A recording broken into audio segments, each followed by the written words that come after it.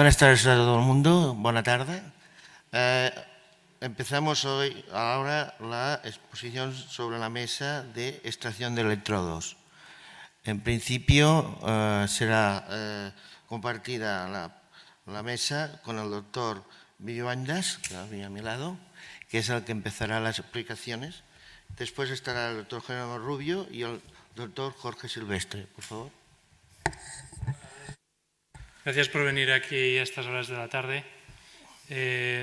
Esta sesión que tenemos hoy, el Comité Científico del Congreso ha considerado que era importante, y yo también considero que es muy importante, y además tenemos a gente muy especialista en esto. No es mi caso, pero sí que os voy a contar nuestra experiencia, que es bastante inicial, y luego veréis que vendrá gente que tiene muchísima más experiencia que yo y que nos podrá aportar cosas muy importantes sobre la extracción. Entonces, la primera pregunta que os quería hacer es al público que ha venido: ¿cuántos tienen experiencia en implante de dispositivos?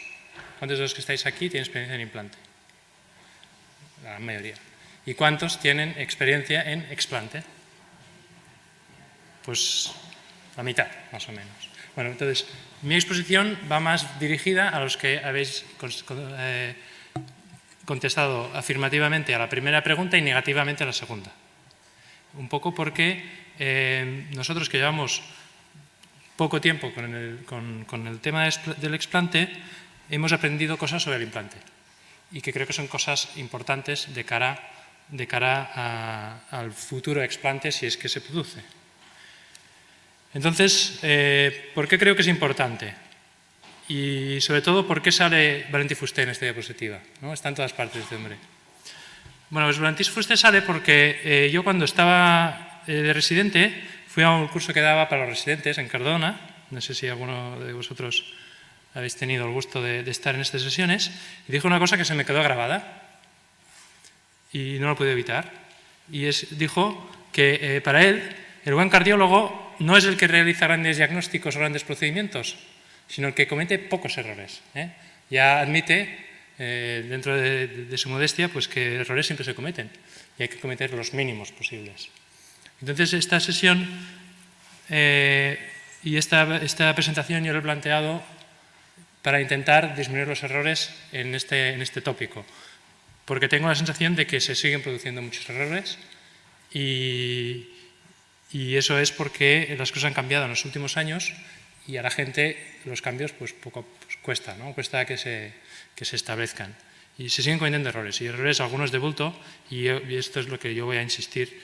Y luego cosas más técnicas pues lo dejaremos a gente que tiene más experiencia.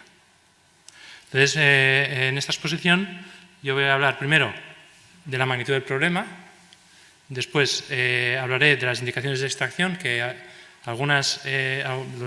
muchos de los que estáis supongo que las conocéis, pero nunca está de más remarcarlas. Después hablaré de las técnicas de extracción mecánica, que es la que usamos en nuestro hospital. Después, lo que hemos aprendido nosotros, que es un aprendizaje muy intenso en estos últimos años. Y después un par de casos que ilustran esto que acabo de decir de los errores en el implante y en la extracción. El tema de la extracción empezamos a hablarlo en el Congreso de Arritmias. Por primera vez fue en Sevilla, en el Congreso del 2011. En esa ocasión solo se dio una charla. Dentro de una mesa conjunta junto a la Sociedad Portuguesa de Arritmias, hubo una charla de 20 minutos en el cual se presentaron las indicaciones que habían salido en el año 2009 y en el 2009 se publicaron las guías de consenso, que son unas guías de las cuales hay, valga la redundancia, hay mucho consenso en la comunidad científica de que esas son las que hay que seguir, las guías americanas de explante de dispositivos del año 2009. Eso fue en el año 2011. En el año siguiente también fue una charla dentro de una mesa más genérica. Y la primera vez que hubo una mesa específica para extracción de electrodos fue en Santander el año pasado, Y además, en ese caso participó el doctor Silvestre, que hoy también tenemos el placer de que ha venido a darnos consejo.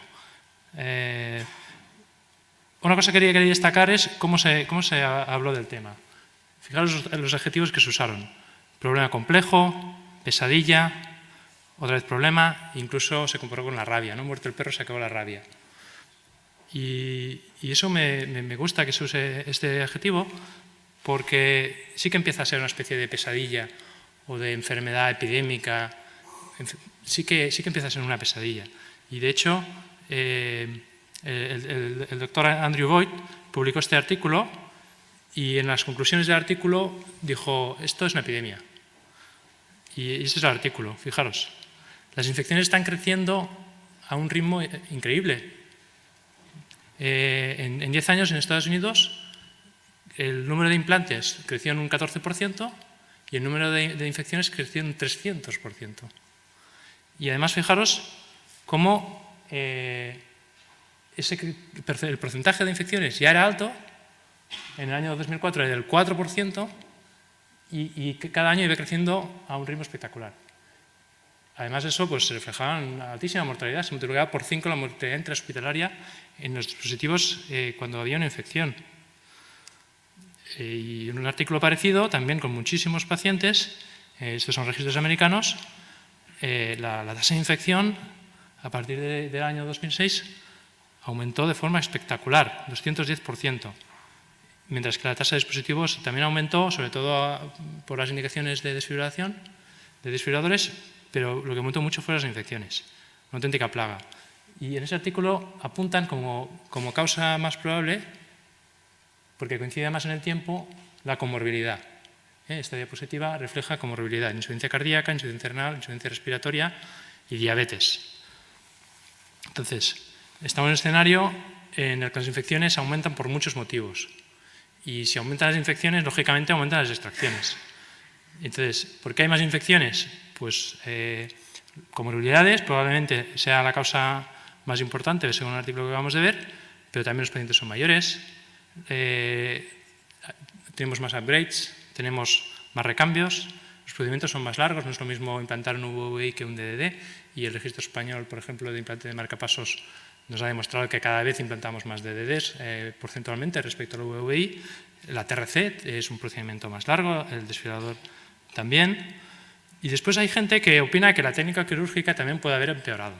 Lo que pasa es que eso no tenemos datos científicos, porque eso es muy difícil de probar. El hecho de que los dispositivos son más grandes también genera extracciones que no son debidos a infecciones. Y el hecho de que tengan más cables también. Y el hecho de que haya más alertas o recalls también hace que haya más extracciones fuera de la causa infecciosa. Las infecciones, ya os lo he mostrado en esa otra diapositiva, aumentan la mortalidad y en este artículo específicamente vieron que era un factor independiente que multiplicaba la mortalidad más del doble. Entonces, en eso sí que todo el mundo está de acuerdo. Cuando hay una infección hay que extraer. Cuando hay infección hay que extraer. Hay muchos artículos que nos demuestran eso, pero a mí me ha gustado mucho este. Primero porque es de Barcelona, donde soy yo, y del Hospital Clínic. Y segundo porque, fijaros, este grupo es un grupo pequeño y es del año 2003, de cuando todavía las técnicas de extracción no son como las de ahora, sino que eran bastante peores.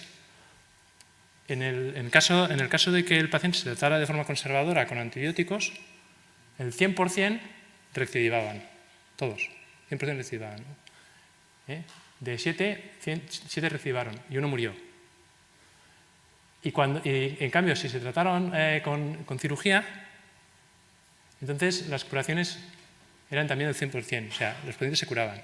El problema es que como las técnicas de extracción no estaban perfeccionadas, cuando los 5 pacientes que se sometieron a cirugía extracorpórea, murieron 2. Eso un poco refleja la mortalidad quirúrgica cuando se hace con circulación extracorpórea. Pero muy importante el tema de la recidiva que también se vio en otros trabajos, ¿no? Por ejemplo, en este, el porcentaje de recurrencias con el tratamiento conservador muy alto. Hay que extraer y cuanto antes mejor. Este artículo me ha parecido también muy llamativo. Fijaros cómo disminuyó el riesgo de muerte a los 30 días cuando el dispositivo se extrae de forma inmediata, sin esperar. Cuando hay una infección lo extraes. Y incluso la mortalidad del año se reduce muchísimo. Y en cambio, cuando hacemos tratamiento antibiótico solo, que ya os digo que no se tiene que hacer nunca, la mortalidad se dispara. El riesgo se dispara por 7 al mes. Entonces, ¿cuáles son las indicaciones? Esto me baso en las guías del 2009, que son buenas, no hay que, en general, son aceptadas por todo el mundo que se dedica a esto, ¿no? Bueno, una primera indicación es el acceso. Eso está claro. Todas las infecciones de locales se tienen que tratar con extracción. Esta es evidente. Nadie duda de que eso hay que hacer una extracción completa del dispositivo, es un acceso horrible. Pero también los granulomas, también los decúbitos, incluso los predecúbitos, ¿no? Lo que se llama ese adelgazamiento de la piel que precede al decúbito. Eso se ha visto que casi siempre es debido a infección y hay que quitarlo todo. En los americanos lo llaman skin erosion, pero en realidad a mí me gusta más la palabra predecúbito.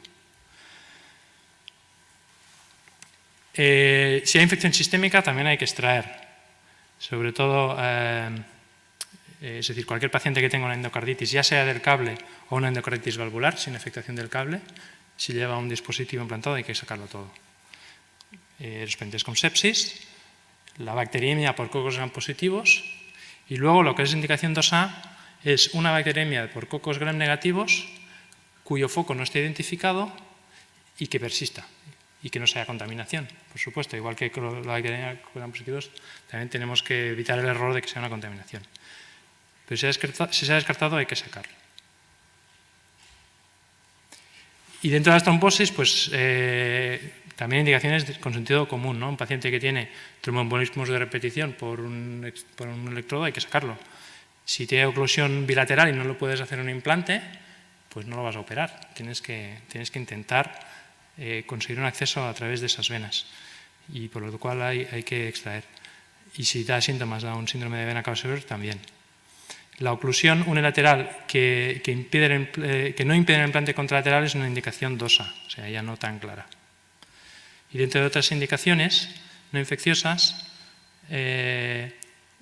pues también de sentido común. Un cable que produce arritmia severa, un cable que produzca interferencia con electrodos operativos, la radioterapia, no tenemos otra manera que sea en ese lado, no tenemos otra manera de si el cable está interfiriendo, de tratarlo. Una indicación 2A es cuando hay más de 4 electrodos en el mismo lado o más de 5 electrodos en vena cava superior. Y la indicación 2B sería todo aquel cable que es funcional, pero que no se utilizará. Es una indicación ya no tan clara. Y después aquí una indicación que yo creo que es así que deberían cambiarla por los datos que tenemos que han aparecido en los últimos años de hacer una resonancia, pues yo creo que probablemente es mayor el riesgo de extraer en muchos casos que no el riesgo de hacer una resonancia en un dispositivo aunque no sea resonancia compatible. Y clase 3 no indicado, pues expectativa de vida menor de 1 año o que el cable esté atravesando estructuras no venosas. Nosotros utilizamos vainas de tracción mecánica. Específicamente lo que hacemos es lo que hace todo el mundo, ¿no? Una escala en la cual vas aumentando, digamos, la complejidad. Siempre empiezas intentando la tracción simple. La tracción simple y si no sale, pues estás ya preparado para lo que viene después. Tracción simple, sin dar el cable, eso ahora lo explicaré. Y después el segundo paso es utilizar un estilete de fijación. El tercer paso, nosotros usamos vainas de sección mecánica, que ahora os explicaré en qué consisten, y si eso no funciona, el último paso es el lazo femoral. Hay muchos grupos que utilizan esta estrategia, pero hay otras posibles.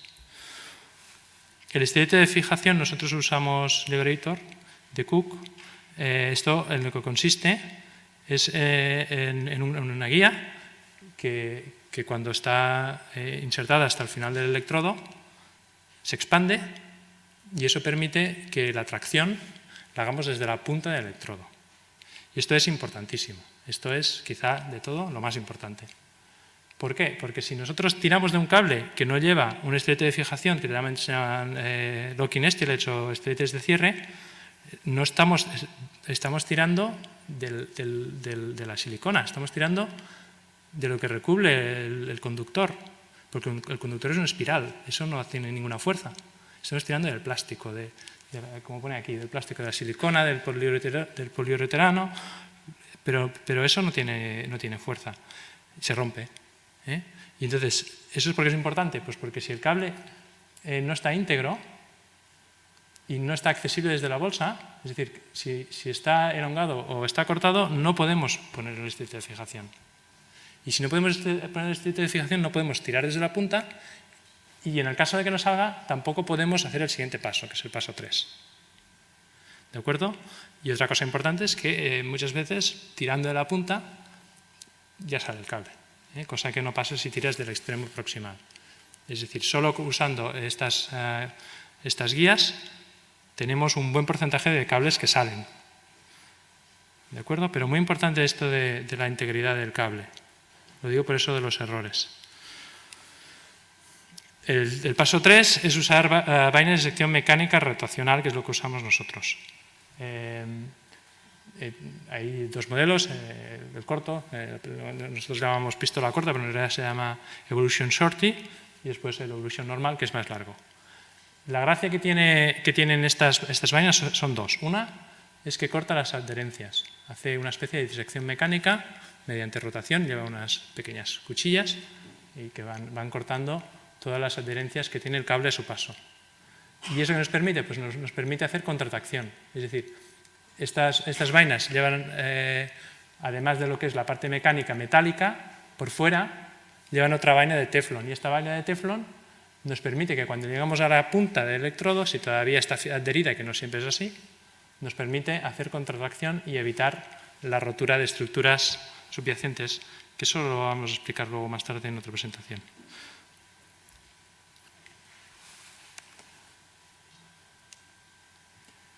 ¿Qué eficacia tienen estos dispositivos? Pues buena, esto es, digamos, lo último que ha salido en extracción de cables, lo más novedoso, y la experiencia que hay es buena.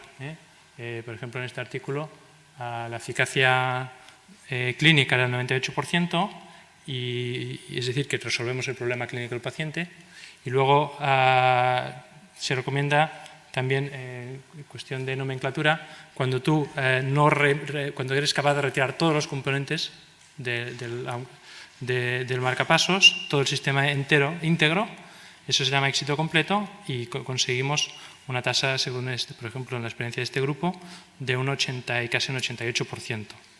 Pero lo importante es el éxito clínico, resolver el problema clínico que tiene el paciente, y vemos que con las vainas de extracción mecánica es muy buena. La tasa de complicaciones, hombre, para el tipo de paciente que estamos hablando, también son bajas. Un 1%, un 2% de complicaciones mayores y un 1% o un 2% alrededor de complicaciones menores. Estos otros autores compararon la técnica de extracción mecánica contra el láser. Más que nada, este diapositivo os lo pongo para que veáis que la tasa de éxito clínico y la tasa de extracción completa son parecidas en los grupos que publican, no hay muchas diferencias. En la experiencia de estos autores, la extracción mecánica rotacional era mejor que la con láser, pero yo de eso no quiero hablar porque yo con el láser no he trabajado, entonces yo he trabajado con vainas mecánicas y hay otros grupos que reportan resultados similares. En todo caso, la extracción mecánica está claro que como mínimo es tan eficaz como el láser. Nuestra experiencia, pues ya os he dicho que no era muy extensa, empezamos en el año 2011, hemos sacado 70 cables en 45 pacientes y cuando la indicación ha sido clase 1, que yo pienso que es lo más importante, la tasa de éxito tanto completo como clínico han sido pues, casi reproducibles, casi idénticas a los datos publicados, con un porcentaje de 6% de complicaciones menores, sin ninguna complicación mayor y sin mortalidad de momento. Entonces, cosas que hemos aprendido. Pues hemos aprendido cosas de las extracciones, lógicamente, pero hemos aprendido cosas de los implantes. Entonces, lo he resumido todo con una especie de decálogo, los 10 mandamientos, un poco para que sea un poco más, yo qué sé, impactante, ¿no? Aquí hay un poco de ciencia y un poco de fe, quizá, ¿no? Entonces, los 3 primeros mandamientos son referidos al implante. Y a lo mejor digo alguna cosa que es polémica, pero es nuestra experiencia, ¿no? Por ejemplo, nosotros no usamos cables bibobina, en general, hombre, habrá algún caso que sí, pero nuestra norma general para el desfibrilador es usar cables monobobina, por el tema de extracciones. Y ahora veréis que no somos nosotros los únicos que opinamos eso.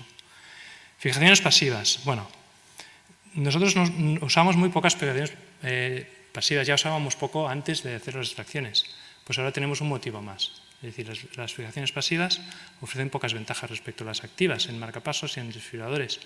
Y no te permiten muchas veces, por ejemplo, localizar el sitio de estimulación. Pero es que además, sobre todo a corto plazo, pueden dificultar bastante la extracción, cosa que la fijación activa, por lo menos en el primer año, el mecanismo de retracción se mantiene eficaz y facilita mucho la extracción. Entonces, otros mandamientos.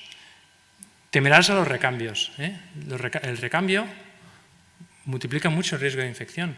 Y oí una frase de un experto también en extracción que decía: recambiar un dispositivo es más difícil que implantar uno nuevo. Y eso lo tenemos que tener claro. El recambio no puede ser una cosa fácil, es una cosa difícil. Hay que hacer una capsulectomía, porque los recambios aumentan mucho el riesgo de infección, aumentan al doble o al triple. Y eso hay varios artículos, y veremos uno, que lo dicen. No enterrarás el problema, en el sentido de si hay una infección hay que sacarlo todo. Conocerás los beneficios y los riesgos. Eso es en general para todos los procedimientos que hacemos, ¿no? Pero yo creo que es particularmente importante. No cortarás ni elongarás, por aquello de permitir el uso de estiletes de cierre. No seas un héroe. Eso lo digo por el tema este de si sale, sale. Pues no. Hay que estar preparado para todo, porque no siempre es tan fácil como parece. Entonces, no ser un héroe. Y esto es un poco también el mandamiento 8. Cualquier extracción que parece fácil se puede complicar. Mandamiento número 9. Estarás bien informado antes de empezar. Es decir, sabrás los electrodos que lleva, cuándo se pusieron, fijación activa o pasiva, el sistema venoso si es permeable o no, hay que hacer una flebografía bilateral y sobre todo la indicación. Hay que saber si es una indicación clase 1, si es una indicación 2A, 2B, porque un poco por el tema de ajustar el riesgo al beneficio. Y el mandamiento número 10, dominarás más de una técnica, tener un plan B. En nuestro caso el plan B es la extracción femoral. Hay otros planes B, no sé si conocéis la técnica de Bongiorni, que consiste en usar una vena que es la yugular contralateral al punto de implantación. Esa para alguien que la domine es una técnica excelente. Y después está, pues, habrá quien use láser, habrá quien use otros tipos de técnica, pero siempre tener un plan B. Lo de la bobina de vena cava superior, pues he encontrado este artículo, que está, fijaos lo que dice: dado la ausencia de beneficios clínicos claros en la bobina de colocar una bobina de vena cava superior y los riesgos, sobre todo referidos a la extracción, la implantación rutinaria de cables de desfibrilación de dual coil debe ser desaconsejada. Y eso lo firma gente tan importante como Kenneth Bogen, la doctora Bongiorni de Pisa, El doctor Wilkes de la Cleveland Clinic, que tiene muchísima experiencia, probablemente la persona del mundo que tiene más experiencia en extracción de electrodos. Roger Carrillo, gente muy importante en el mundo de la extracción, y todos firman este documento. Y además aportan datos de que el procedimiento es mucho más largo, hay que usar muchas más herramientas de extracción específicas, hay más riesgos, hay más complicaciones, etc. Temerás los recambios, este es el mandamiento número 3. Se refiere a este aumento en esta publicación, el riesgo que tenían el doble respecto a un nuevo implante, los recambios. Después, el mandamiento número 8. No hay extracción fácil a priori. No podemos saber seguro que la extracción será fácil. Hombre, una fijación activa puesta hace un mes, pues sí, eso sí es fácil. Pero, fijaros, en esas dos columnas se refleja desde el mes 0 al 6 de implantación y el mes 6 al 12 de implantación, pues hay un porcentaje no despreciable de casos que se complicaron, es decir, que necesitaron herramientas de extracción específicas. O sea, que incluso en implantes de menos de un año puede haber problemas. Y yo lo relaciono también mucho eso con las fijaciones pasivas, mucho más que con las activas, cuando la extracción se complica en poco tiempo, o sea, se hace más difícil. Casos ilustrativos. Bueno, este simplemente es uno de los primeros casos que hicimos. Era un señor de 82 años que tenía un marcapasos puesto hacía 15 años. Y fue un caso pues, en que seguimos todos los pasos que hemos comentado, venografía bilateral, implantación del estilete de cierre, y en este caso solo hubo que trabajar sobre la subclavia para poder extraer exitosamente el electrodo. Este caso ya es más complicado, he puesto primero el caso sencillo y este es más complicado. 84 años, cardiopatía isquémica, disfunción ventricular, insuficiencia renal. Historia de TVs desde el año 2004, cuando se le puso un DAI monobobina, que un poco ya, digamos, despertando el aire de Dios con el mandamiento número 1 del tema de bobina. Fijación pasiva, bueno, varias descargas apropiadas. El electrodo sufre un daño, lo cual genera una reintervención. El cable no se puede extraer porque ha sido por tracción simple. Y eso es otro pecado. Tracción simple fijaros, en un desfibrilador que lleva 6 años implantados, es que no tiene ningún sentido. Lo único que puedes hacer es dañar el electrodo y que luego no podemos usar estiletes de cierre y por tanto tampoco podemos usar vainas de tracción mecánica. No tiene ningún sentido hacer tracción simple en un caso así. Entonces, se implantó un nuevo cable y además también bibobina, por lo menos de la fijación activa. Se reinfectó, entonces ¿qué se hizo? Se retiró el generador y el cable del año 2010, pero el del 2004 evidentemente no se pudo sacar, se limpió la bolsa y se dejó así. Entonces los cultivos salieron positivos y el paciente al cabo de pocas semanas estaba otra vez con fiebre y el paciente entró en una mala situación clínica. No se hizo una extracción precoz, sino que se dejó a ver qué pasaba, empezó a tener leucocitosis, empezó a hacer VSG elevada, hipotensión, tuvo que ingresar en la UCI y tenemos un paciente en la UCI con noradrenalina, hipotenso, con 84 años, con disfunción ventricular. Eso es, el pronóstico es infausto, ¿verdad? Y además la vegetación que tenía por LT era de 25 milímetros. Pues bueno, este paciente, esta es la radiografía que tenía antes de la extracción se pudo hacer perfectamente, aquí es el resultado de la radiografía. Tras la extracción solo quedó la punta metálica, que a veces es intramiocárdica y que no se puede sacar, pero no pasa nada. Eso es un resultado clínico, es un éxito clínico. Y el paciente ahora tiene 87 años y está bien. Han pasado 3 años y un paciente que era un muerto, pues está vivo. Pues mira, aquí, por ejemplo, nos dice que en un paciente que no lo puedes someter a una circulación extracorpórea, pues si le hacemos una extracción percutánea, los resultados en menos de 80 años son iguales que los de menos de 80 años. O sea que tampoco no debe ser tan agresivo.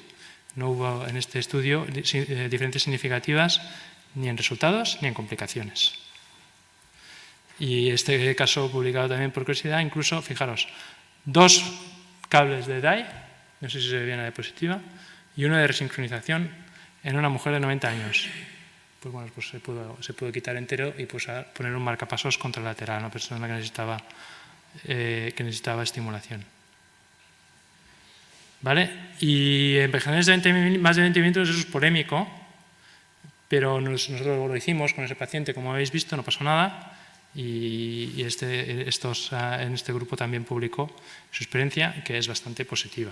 Yo tampoco digo que tenga que ser en todos, pero en un caso pues, que la cirugía ya vemos que tiene un altísimo riesgo, pues lo traemos y no pasa nada. Y este es el último caso, un poco también para insistir en el tema de los errores. Este es un señor de 60 años que en el año 2000 se le hizo una sustitución valvular aórtica por una insuficiencia aórtica severa y tenía también disfunción ventricular. Se le puso un DAI con resincronización porque tenía también bloqueo de rama izquierda. Aquí lo he puesto. Que además era bivovina. Eso fue en el año 2008. Aquí ya empezamos a ver problemas, ¿no? Entonces, en el año 2011 tuvo un granuloma. Se profundizó el mismo dispositivo submuscular, aquello de no enterrarás el problema. Pues se hizo. En el marzo del 2012 tuvo un recambio de generador y de electrodo por desplazamiento. Entonces, los recambios sabemos que los tememos, temerá más el recambio. En septiembre del 2012 el granuloma recidivó. Entonces, ¿qué se hizo? Pues se hizo un implante contralateral y los cables antiguos se cortaron. Saltándose el mandamiento no cortarás, no longarás. Y en octubre del 2012, como era de prever, tuvo una nueva reinfección. Se pudo extraer el nuevo, que llevaba solo un mes implantado, pero todos los antiguos se dejaron y eso fue empeorando. El paciente tuvo un shock séptico, hemocultivos positivos a enterococo y cándida, en el eco se tenía una vegetación de electrodo. ¿Y qué se hizo? Pues dado todos los problemas que había tenido, se dijo, bueno, a este paciente le ponemos antibióticos y a ver qué pasa. Estuvo 2 meses con antibióticos y cuando dejó los antibióticos, al poco tiempo, tuvo un absceso. ¿Qué se hizo? También otra vez con tratamiento conservador. Se reparó el granuloma, se reinterventó, pero localmente, dejando los electrodos antiguos. Ya se dijo, este paciente se lo damos por perdido. Por suerte no tuvo más infecciones, pero recordemos que tenía disfunción ventricular, 60 años, bloqueo de la rama izquierda y necesidad en principio de edad y también indicación. Se dejó así, pasó el tiempo y empezó a empeorar la insuficiencia cardíaca. Una situación un poco límite. Pues bueno, ya termino con esto. El electrodo se pudo sacar aquí lo que se quedó cortado. El electrodo se pudo sacar con una vaina femoral.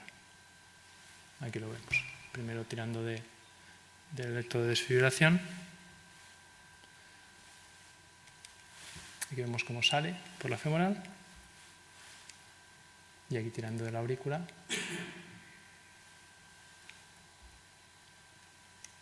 Y el paciente quedó bien. Gracias.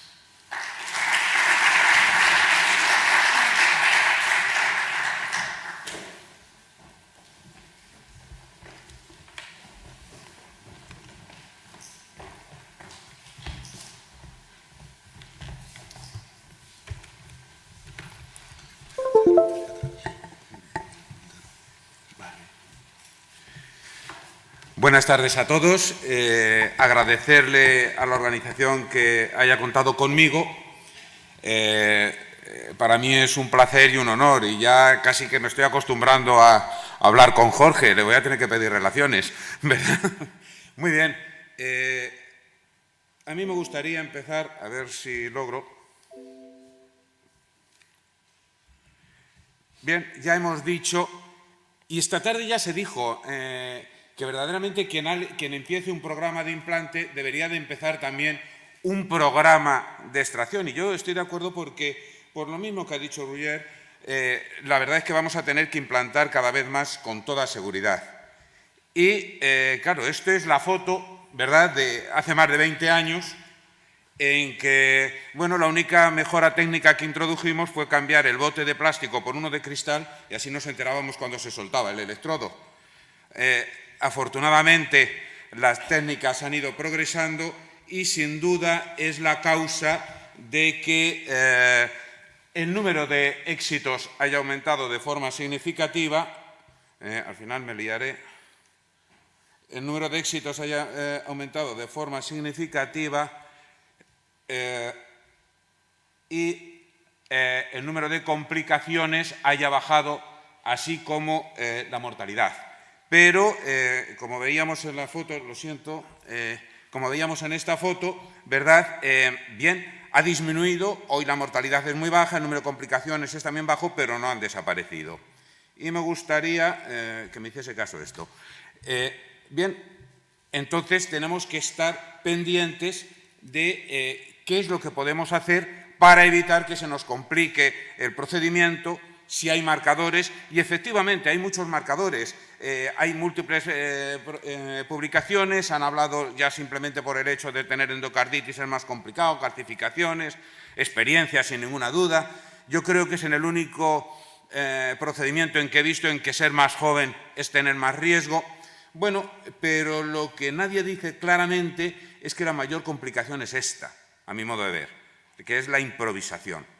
No podemos improvisar ante un procedimiento que puede tener sus problemas. Y en esto es en lo que yo quiero, de alguna forma, centrar mi charla de hoy, o el taller, ¿verdad? Y este es un estudio muy interesante. Es un estudio, bueno, es un número importante ya de electrodos. Fíjese que son 464 electrodos de diferentes localizaciones. Y por lo que es importante es el estudio es porque a todos los pacientes iban haciendo sistemáticamente todos estos pasos. Y claro, uno lo primero que ve es que casi el 60%, bueno, llegan al final, es decir, tienen que utilizar técnica compleja. Eso lo podían incluso predecir con un score que hicieron aquí, que era ser más joven, que llevase más de 37 meses. Pero bueno, lo que a mí más me ha llamado la atención es que tenían un 5,5% en que se les fractura el electrodo. Claro, si nos damos cuenta o si miramos que verdaderamente tenían 92 electrodos en el seno coronario, en el cual es mucho más raro que se rompa el electrodo, es de suponer que se rompían mucho más electrodos de los otros, ¿no?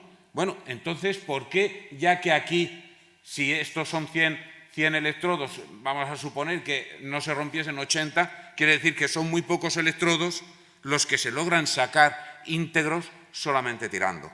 ¿Por qué no nos lo saltamos? ¿Por qué no nos lo saltamos, puesto que la mayoría van a estar aquí? Y, desde luego, esto es importante, la cantidad de electrodos que salen solamente con utilizar el estilete. Yo creo que el estilete de fijación es la herramienta más importante y más eficaz de todas las que tenemos.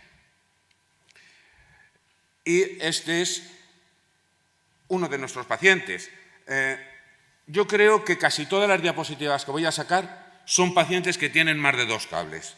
Es decir, de alguna forma, el que haya muchos cables es un factor de riesgo y predictor de complicaciones seguro. Y cuando un cable se rompe, y esto va a hilo de la diapositiva anterior, la probabilidad de que salga entero es mucho menor.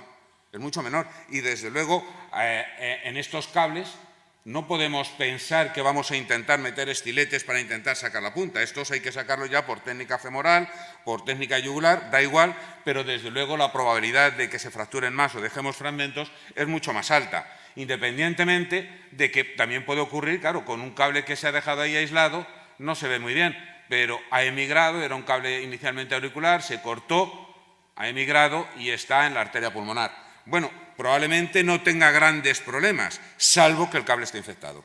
Si el cable está infectado, es un cable que nos va a obligar a tener que hacer muchas más cosas. Bueno, pues aquí sacamos el primer predictor de riesgo y cosa importante que hay que hacer. No vamos a cortar, a ser posible, no vamos a tirar hasta que se rompa. Y, desde luego, tenemos que tener radiografías claras antes de meternos en hacer ninguna cosa. Esto es, bueno, pues algo semejante. Es un paciente, ¿verdad?, en que vamos a añadir algo más. Porque no solamente es que tenga más cables de los normales, sino que es que además a este paciente, bueno, que le hicieron varias reparaciones, al final decidieron decidieron que, bueno, pues que se le cortaba el cable y como no teníamos acceso por aquí, pues cogemos y hacemos una le dejamos ahí aislado. ¿Qué es lo que ocurrió? Este paciente, igual, ese extremo se suelta, hace un bucle tremendo. Este paciente nos ingresó a nosotros porque tenía, aparte de una fístula en esa zona que se había arreglado tantas veces, tenía arritmias ventriculares no sostenidas. Claro, ese electrodo también resulta mucho más difícil de sacar y si está infectado, pues tenemos altas probabilidades de dejar fragmentos. Vamos a ver si logro que esto camine. Yo creo que sí. Pues no.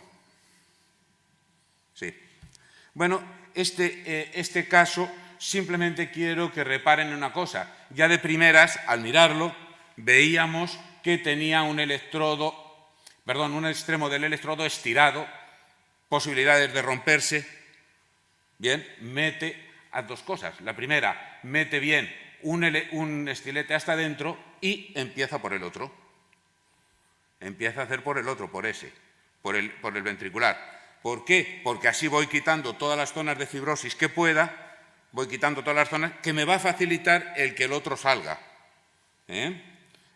Fijaros, esto es el electrodo auricular, al final salió. Fijaros que nada más tiene el conductor, está todo agarrado por el estilete, por el estilete, y cuando tiras del estilete es capaz de retirar todo, de doblar el electrodo. Y aquí voy a aprovechar y me voy a adelantar al doctor Silvestre, aprovechándome de que me lo comentaba. Claro, nos encontramos uno de los problemas importantes y es que hay veces que lo que vas disecando es muy grande, tan grande que no entra dentro de la vaina y que no logras cortar. Y entonces él aconseja, y me parece muy buena idea el que utilicemos vainas algo más grandes, bastante más grandes, vamos, por lo menos un French o más que el electrodo que pretendemos sacar. Este es otro paciente que, claro, uno ve la radiografía, si no hace la radiografía no se da cuenta de dónde se va a meter, ¿verdad? Pero, claro, aquí lo importante no es dónde se va a meter, sino hasta dónde ha salido. Es un paciente que ya te está diciendo que puede tener riesgo. Pues si puede tener riesgo, sé precavido. Es cierto que la mayoría de los electrodos que se salen se pueden sacar por vía de tracción. Es cierto, pero no los saques en el laboratorio de electrofisiología, sácalos en el quirófano, en que un cirujano en un momento determinado pueda ayudarte. Y evidentemente, si ese paciente además tiene un riesgo quirúrgico de si le vas a intervenir pronto, pues a lo mejor hay que confiar y dejárselo a los compañeros cirujanos y hacer una extracción de una forma más segura, sobre todo para evitar la cirugía emergente. Y nos metemos también en el problema de la endocarditis. En la endocarditis empezamos a ver un electrodo que tiene múltiples verrugas, que parecen grandes. Bueno, pues hasta hace muy poco lo que se hacía siempre era extraerlo por vía quirúrgica. Aquí tenemos esta vegetación que es esta y esa otra que es esta. Bueno, pues lo cierto es que lo primero que tenemos que pensar es que muchas vegetaciones no las vemos. Desde luego, cualquier bolsa infectada yo creo que merece la pena, y sobre todo si ha tenido fiebre, mirar y hacerle un eco transesofágico para ver si hay verrugas. Desde luego, los estudios antiguos ya empezaron a demostrar que era mucho mejor sacarlos que tratar solo con antibióticos. Actualmente, el tratamiento percutáneo, la extracción percutánea de endocarditis, pues ya tenemos que considerar a ver si hay que hacer una esternotomía. Porque, claro, alcanzar mortalidades entre el 0,1 y el 0,5 con un índice de complicaciones inferior al 2%, pues a lo mejor no se logra fácilmente con cualquier esternotomía. Y, claro, todo el mundo nos quedamos siempre diciendo, a ver si vamos a tener embolismos. Claro que va a haber embolismos. Va a haber embolismos que no alteran para nada ni la morbilidad, ni la mortalidad, ni la estancia. Es más, incluso se ha visto que muchos de estos pacientes que tenían embolismos ya los tenían antes. Hay estudios bastante recientes, como este, en el que dicen que incluso vegetaciones de 4 centímetros se pueden sacar. Claro, 4 centímetros es mucho. 4 centímetros es mucho. Y aquí incluso este es un estudio en que está hecho solamente en pacientes en que se ha visto que tienen vegetaciones dentro de atadas al cable. Y se ve incluso en algunas series, porque esto es una revisión de la literatura también, hay en algunas series en que la mortalidad y la morbilidad quirúrgica es muy superior a las vainas de extracción. Entonces, pues bueno, seamos conscientes, hagamos eco, veamos bien, miremos, a ver y qué tipo de bicho es, porque eso a lo mejor también nos puede influenciar mucho. No es lo mismo un estafilococo que una pseudomona. Y si lo hacemos, hay una cosa que hay que tener una precaución tremenda, que es asegurarse y mirar y ver bien que ha salido el electrodo completo. ¿Por qué? Porque con frecuencia nos encontramos esta imagen. Esto es un caso de hace muy poco nuestro, en que estuvo a punto de ser remitido a cirugía porque decían que se habían dejado, creo que lo verán bien, ¿verdad?, que nos habíamos dejado parte de un electrodo infectado. No, es muy frecuente que queden vainas de fibrosis. Y eso no tiene ningún significado. No hagamos nada. Y sobre todo, si estamos seguros que hemos sacado todo entero y lo hemos visto, no hagamos nada. Bueno, y esto a mí me inquieta, y yo no jamás le haría una extracción a un paciente que tuviese un marcapaso en el que me muestra latidos estimulados con una R dominante en V1. ¿Por qué? Porque en la mayoría, mientras no se demuestre lo contrario, en este caso sobre todo, en estas circunstancias, es un electrodo que está estimulando el ventrículo izquierdo. Que bueno, si es a través del seno coronario me importa menos, pero cabe la posibilidad de que a través de una CIA o a través de una perforación del septo interventricular se haya metido en el ventrículo izquierdo. Y claro, lo que hemos dicho hasta ahora, de que si se suelta un trombo o se suelta material en el ventrículo derecho, no vale para el ventrículo izquierdo. En estos pacientes, evidentemente, hay una serie de maniobras que nos pueden decir que está, a pesar de todo, en el ventrículo derecho, pero yo creo que es imprescindible hacer un eco o una técnica de imagen que nos asegure absolutamente que el electrodo está en las cavidades derechas. Esto es otro paciente, como siempre, más electrodos de los normales. Fue un paciente que al operarle, pues decidieron dejarle ya clavado un electrodo epicárdico para, si en un futuro había que resincronizarle, le resincronizaron al cabo de unos meses. Hubo una serie de problemas del cable que obligó a intentaron sacarlo, no se logró sacar, otras nuevas intervenciones. Al final deciden hacer una tunelización y se conecta.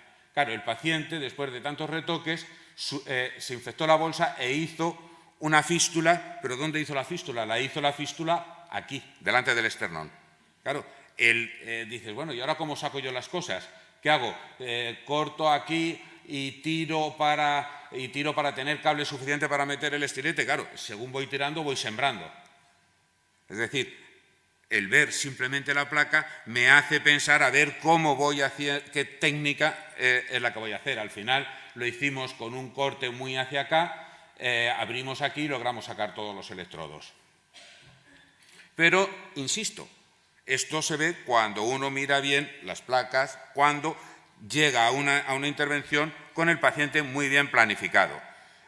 Si hablamos de que el exceso de cables es un factor de riesgo para tener complicaciones, claro, la primera manifestación es esta. Fíjense, aquí tiene un desfibrilador y yo no sé cuántas vueltas tiene y no sé cuántos cables hay ahí, pero desde luego cuando ves la punta llegas a contar uno que va por acá, bueno, en total uno que va por acá en el seno coronario, 2 auriculares, 2 desfibriladores, un marcapaso antiguo. Claro, esos son un número de cables adecuado, pero es que además este presentaba un problema fundamental también, que es este. Este es un sistema de Medtronic que utiliza una fijación, que utilizaba, la actual es totalmente diferente, una fijación activa, o pretendía ser una fijación activa dentro del seno coronario, que se abre y, bueno, estabilizaba el electrodo. Pero claro, tiene el problema que cuando pasa el tiempo se hace fibrosis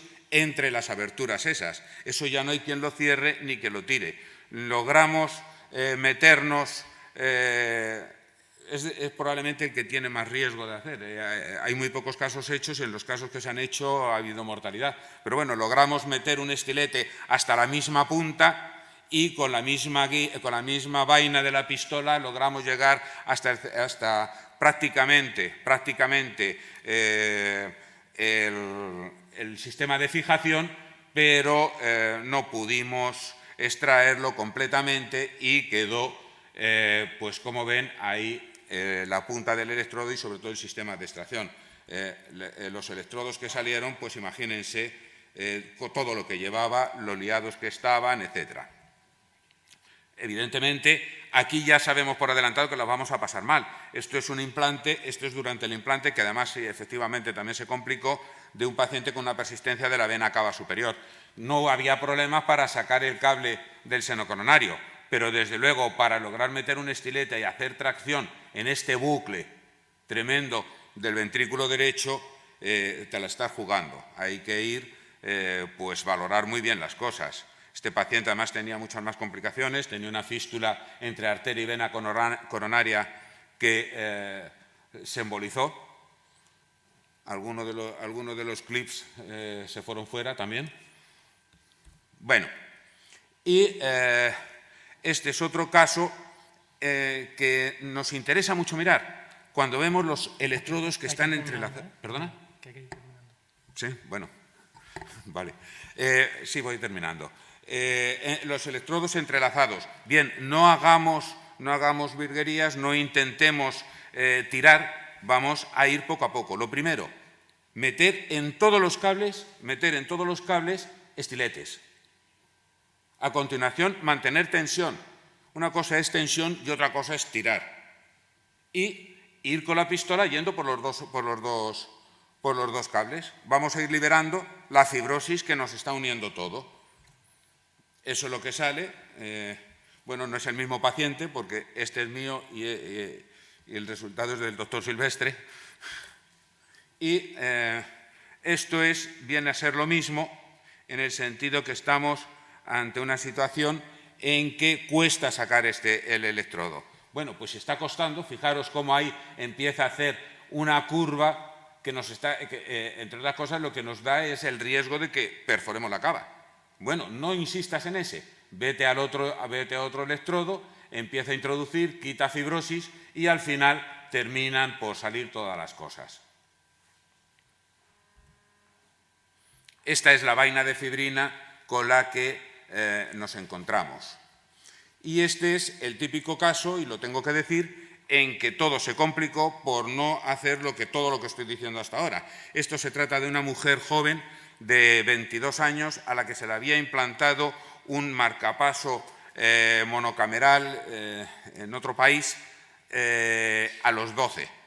Fijaros, claro, la tensión que tiene este electrodo, que no la había mirado, no me había fijado bien antes. Cuando ya nos metimos, deduje que a lo mejor, posiblemente, podría empujar el electrodo, hacer un bucle, quitar esa tensión, porque claro, lo que sí había, después vi en el eco, o sea que estoy acusándome, en el eco lo que vi es que, la paciente, no sé muy bien cómo, la paciente había desarrollado un ataque de miocardiopatía, tenía una fracción de eyección en este momento del 19%, y fijaros cómo el electrodo no deja moverse a la válvula tricúspide, la tiene pegada al septo, tenía una insuficiencia tricúspide libre.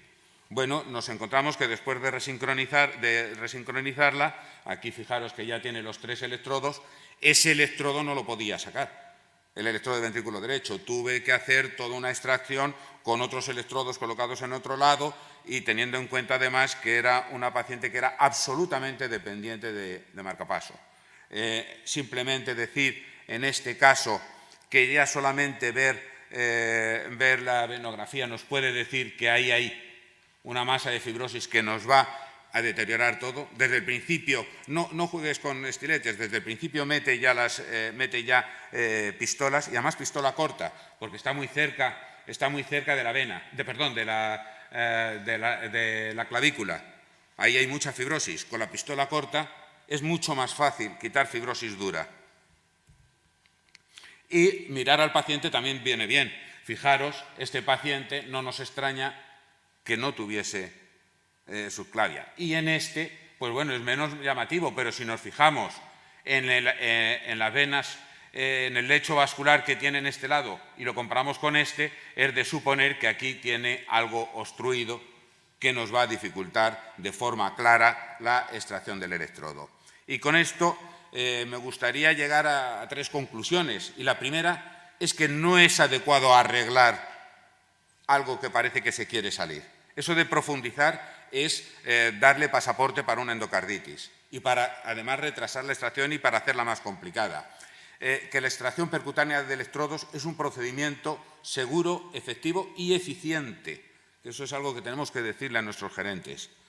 Hay que ser meticuloso en la valoración clínica previa y es una técnica que verdaderamente hay que aprender en todos los sentidos. Hay que aprender en el sentido de crear un programa de extracción y hay que aprender según estamos haciendo y hay que tener experiencia y hay que adquirir una experiencia.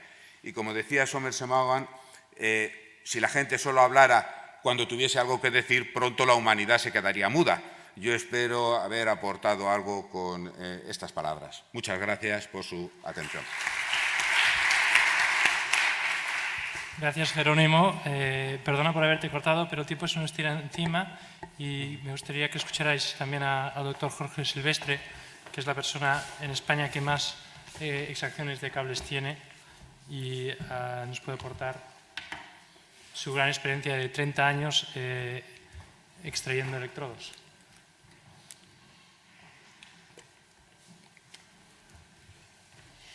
Bueno, muchas gracias a los organizadores por su amable invitación.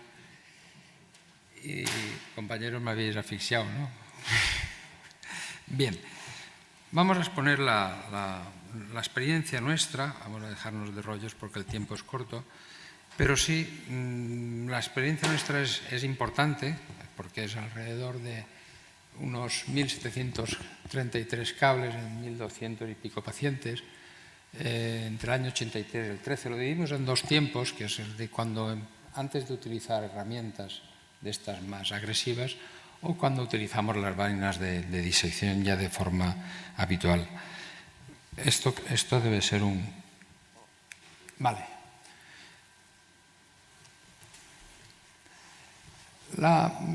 Bien, vamos a analizar la última tecnología que utilizamos, que es la Evolution, las pistolas Evolution, que son los rotores que han descrito. Tenemos 520 cables en 300 pacientes. Empezamos en el 2009 y la edad media de los cables era importante, 8,7 años, entre 2 y 29 años. La mayoría de ellos fueron extraídos por, a ver si me aclaro yo aquí, por infección. Y el éxito clínico ha sido del 99% y el éxito total ha sido del 97,8%. Las guías clínicas diferencian estos dos, no sé por qué. Nosotros antes contábamos siempre extracción completa, pero no lo han facilitado. Así hay mejores resultados, ¿no? Complicaciones menores, tuvimos una reparación vascular, una transfusión por sangrado, un derrame pericárdico que no requirió intervención y un neumotórax. Y como complicaciones mayores hemos tenido un caso de muerte, de éxito, y fue al principio de utilizar esta técnica, y como un caso que ha descrito Jerónimo Rubio, que hicimos el pardillo. O sea, utilizamos una vaina, se nos quedó bloqueada totalmente porque todo el material disecado quedó dentro de la vaina, no hubo posibilidad de sacar esa vaina independiente del cable y la rasgadura de aurícula fue de 5 centímetros. Inmediatamente hicimos esternotomía, pero a los 5 minutos estaba vacío. Una trombosis venosa, que es un caso que voy a describir. Que hay que darle aquí con el dedito, no hay que darle esto. Nosotros tenemos un protocolo bien definido y diferenciamos si hay infección o no hay infección de cables. Cuando no hay infección, si se trata de pacientes de edad avanzada, que no van a necesitar cables a lo largo de su vida, abandonamos el cable. Si son jóvenes o dais, quitamos el cable siempre. Hay que tener en cuenta que nosotros somos un centro extractor y esto simplifica y aumenta las indicaciones. Siempre utilizamos la vía transvenosa superior. Si hay infección, lo primero que hay que descartar es una endocarditis con cultivos y con eco transesofágico. Si es local, antes utilizamos la profundización Pero esto lo hemos abandonado y lo hemos dejado únicamente para aquellas personas de edad avanzada, mal estado clínico, y que es una causa claramente mecánica y que no hay infección. Entonces sí que probamos la profundización, si no, la hemos abandonado. Si hay endocarditis, eco transesofágico, y para definir bien las devegetaciones. Este es un límite un poco que hay que valorar. Hay que valorar según el estado del paciente, según la edad, según si acepta una cirugía o no. Si es de menos de 20 milímetros, directamente vamos a una extracción transvenosa.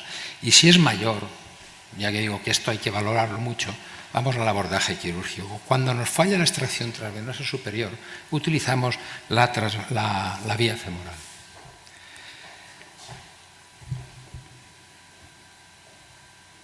Pasa, vale. Pero hay que prevenir las complicaciones, hay que prevenirlas. Veremos si hay rotura del aislante, que entonces ya nos va a limitar la utilización de herramientas, como los estiletes de bloqueo y las herramientas en ocasiones de pistolas rotoras. Bucles y ángulos que nos van a impedir el paso de estos estiletes de bloqueo. Habrá que traccionar un poco del cable, nunca traccionar, sino mantener tensión para deshacer estos bucles. Trombosis venosa, bueno, si queremos implantar luego un sistema nuevo, pues a lo mejor lo podemos hacer a través de la vaina de extracción, metiendo un pelo largo y por esa misma vía implantarlo. Pero sí que el riesgo de trombosis es mayor. Ahora nos da mucha tranquilidad si hay una trombosis venosa. ¿Por qué? Porque no va a sangrar. O sea, podemos disecar mucho más lejanamente, más próxima a la vena subclavia, a la vena axilar, y así los cables salen de forma más adecuada. Fibrosis, movilidad. Esto nos es mucha información la venografía.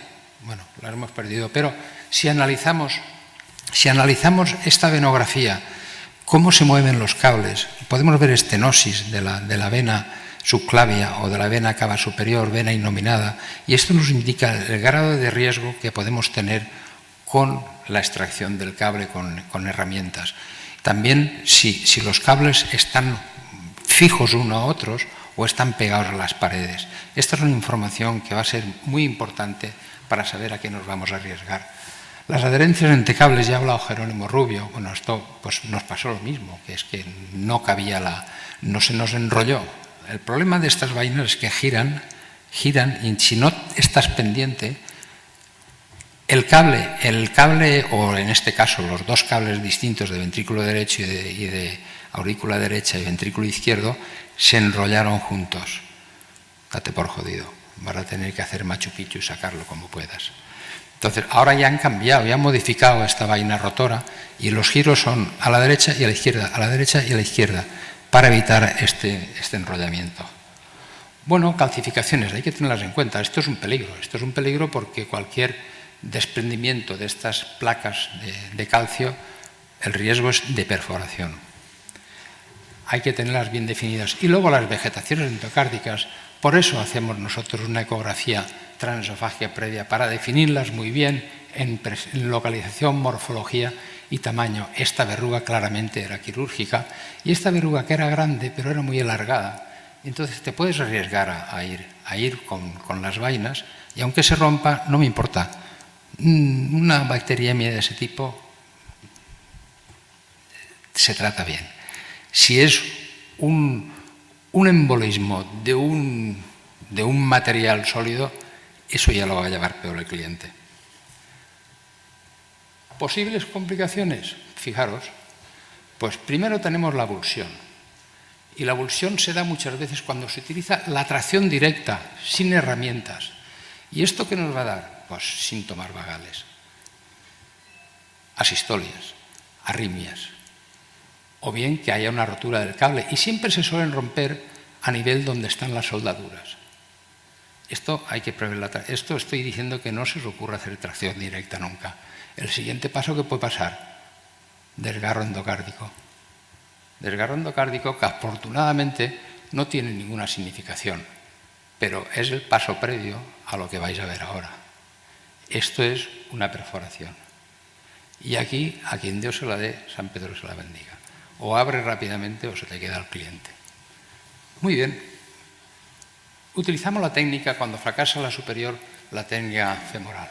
Fijaros, cazamos el cable, ¡pam!, tracción directa, un riesgo. Si atrapamos el cable que está suelto, si no hemos disecado previamente el cable por arriba, tracción directa. Todas las adherencias que tenga en el sistema vascular, el riesgo es ¿de qué? Desgarro. En el ventricular, fijaros en este caso, muy bien, estaba suelto de arriba, posiblemente disecado, pero luego se avanza la vaina para hacer contracción. Esto, el riesgo es rotura miocárdica. Nosotros lo utilizamos como segunda plan B, y el plan C es la cirugía. Trucos. Yo odio esta palabra. Dicen, ¿qué trucos tienes? Yo no tengo trucos, yo no trabajo en el circo. Mi hijo sí, pero yo no. Estos son técnicas quirúrgicas propias de cada uno o que ha aprendido. Si se extrae más de un cable, estará en primer lugar el que aparentemente es más sencillo. Ante la existencia de varios cables y solo queremos extraer uno, mete por los rotos un estilete convencional lo más rígido posible para evitar que se movilice. Las extracciones deseadas son frecuentes. Mantener todos los cables tensos, rectos, porque si no, la broca va a cortar el cable, aparte que te puedes cargar los vasos. Tensión, nunca tracción. El estilete de bloqueo siempre se debe utilizar, a no ser que sea en una semana de evolución, siempre se debe utilizar. Y si no puedes, utiliza el prolongador de cable Bulldog. Luego lo describo. El mecanismo de fijación activa se debe retraer. Eso de que es más fácil, vamos a dejarlo estar. Será por las patillas, porque el resto del cable tiene la misma fibrosis. Soy un poco purista. Cable, y los ingleses lo utilizan bien, lead. Conductor, wire. Y electrodo, tip o electrode. Hay que diferenciar mucho. Estamos quitando cables, no electrodos, que están en la punta. Si no se puede avanzar con la vaina sobre el cable, inmediatamente no forcemos, cambiemos a una de mayor calibre y evitaremos estas complicaciones que ya he tenido yo y no las tienen por qué tener ustedes. Primer caso, de extracción compleja. 84 años, se le implantó en el 90 un UVB y se cambió VDD en el 94. Referida en el 2014, signos de infección del bolsillo, hemocultivo negativo, y habían tratado de extraer ese cable sin poder aplicar las herramientas adecuadas. ¿Por qué? Porque el cable ventricular derecho de 24 años estaba cortado. Habían intentado traccionar. No nos permitía la Liberator. El que hizo el caso tampoco era experto. Y las guías son muy claras al respecto. ¿Qué pasó? Que, bueno, fijaros, intentó sacar el cable ventrículo derecho y se le enrolló el VDD y se le enrolló el cable ventrículo derecho. A ver qué hacéis vosotros, los expertos. Muy bien, pues esa es la misión nuestra también, ¿no? Y nos gusta. Bueno, pues fijaros que metemos aquí Bulldog. Bulldog es un sistema de lazo que lo utilizamos para DAIs y cables VDD. Fijaros, entonces cogemos el cable con este Bulldog. Esto es en el caso de un DAI o de un VDD, que traccionamos con la Liberator del ánima del cable y con el Bulldog de los dos conductores de desfibrilación y tendremos menos rotura de esos niveles. En este otro se utilizaron en vez de sutura, como este último que es suturas con seda para afianzarlo bien, pues este tie compression coil, que bueno, es una herramienta que es práctica, pero te hace gastar más dinero. Aunque yo creo que los beneficios hay que valorarlo más que los perjuicios de dinero. Bien, hay que traccionar. Aquí en este caso hicimos una venografía, veíamos que tenía un calibre suficiente como para hacer esta, no es burrada, es a riesgo de utilizar dos vainas, mantener los cables tensos y con esto conseguimos estirar el cable. ¿Para qué? Para poder trabajar mediante una shorty, evolución shorty, para disecar la entrada únicamente a la vena innominada.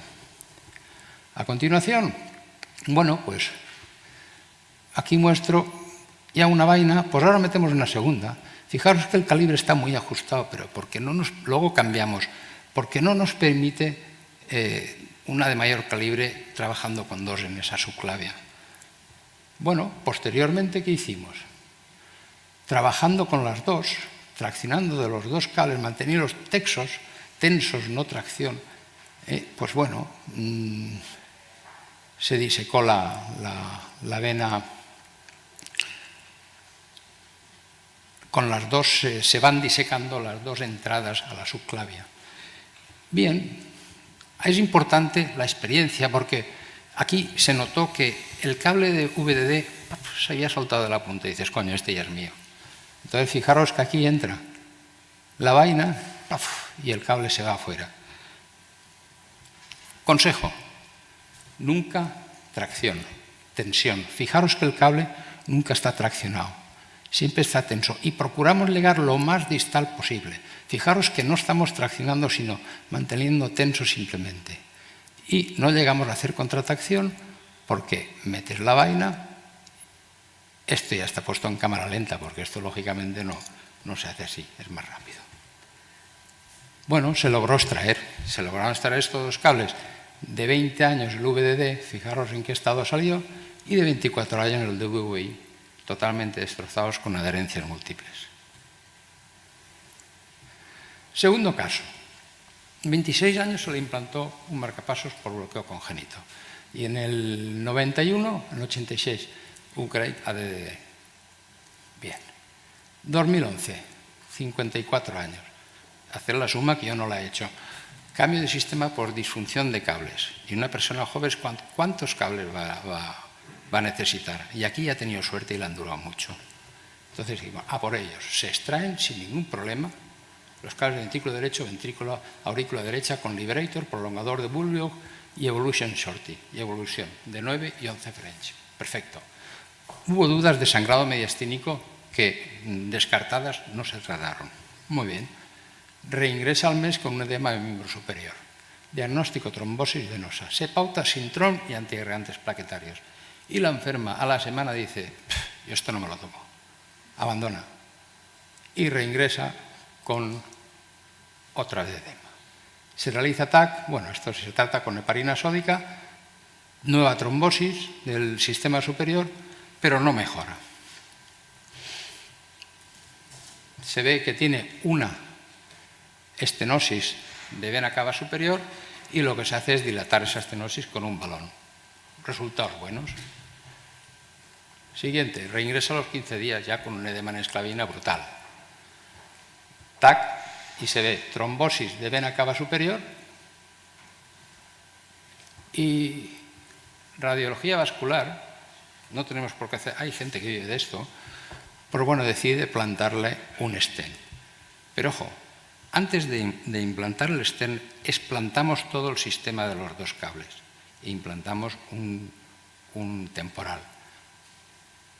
Hay casos descritos y publicados de que implantan un stent sin quitar los cables. Si eso se infecta y el que se infecta se suele reinfectar, el vascular se va a acordar de la familia de ese individuo toda la vida. Aquí se comprueba la permeabilidad del stent y que los dos cables están por dentro del stent. Muy bien. ¿Qué recomendamos en esto? Fijaros, y Jerónimo ha presentado un caso parecido. Ojo, ecografía postdimplante, transesofágica, restos de fibrina en vena cava superior y en la unión atriocava, en esta paciente. Eso nos indujo a qué? Dicen, bueno, vamos a tomar medidas, porque esto en personas jóvenes de larga evolución de los cables y con presencia de fibrina es un factor de riesgo importante que además está descrito de trombosis. A esto los tratamos de entrada con heparina durante 3-6 meses. Concluyendo, habrá que valorar los riesgos. Habrá que valorar lo que es abandonar un cable, potenciales riesgos de futuro. Está descrito. Los cables abandonados dan muchos más problemas que los activos. O el beneficio potencial futuro. ¿De qué va a depender? Riesgo. Muy bien, de la experiencia. Nosotros tenemos esta experiencia. Creo que podemos tomar decisiones más agresivas.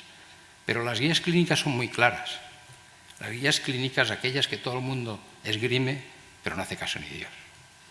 Las guías clínicas dicen que Para extraer cables tiene que tener una experiencia de 20 a 30 casos con un tutor experto en quirófano. Y de entre 30 hasta el 50, el tutor debe estar en el centro. Si no, los riesgos de complicaciones mayores y menores son tremendos. Además, el experto tiene que realizar un mínimo de 30 procedimientos al año y la extracción, si no se utilizan herramientas, no se considera extracción para mantener el nivel de experiencia. Hay que utilizar estas herramientas, hay que hacerlo, tener un backup de cirugía, porque a quien no se le rompen los corazones es porque no los trabaja. Quirófano, soporte anestesia y eco transesofágico o transtorácico en quirófano y monitorización de tensión arterial. De lo que se trata es de prevenir las complicaciones.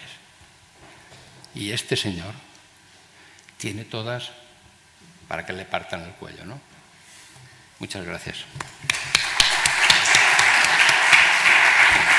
Bueno, Jorge, muchas gracias. Nos encantaría hacerte preguntas, pero tendrá que ser fuera porque nos hemos comido el tiempo de la sesión y viene la siguiente. O sea que gracias y hasta otra.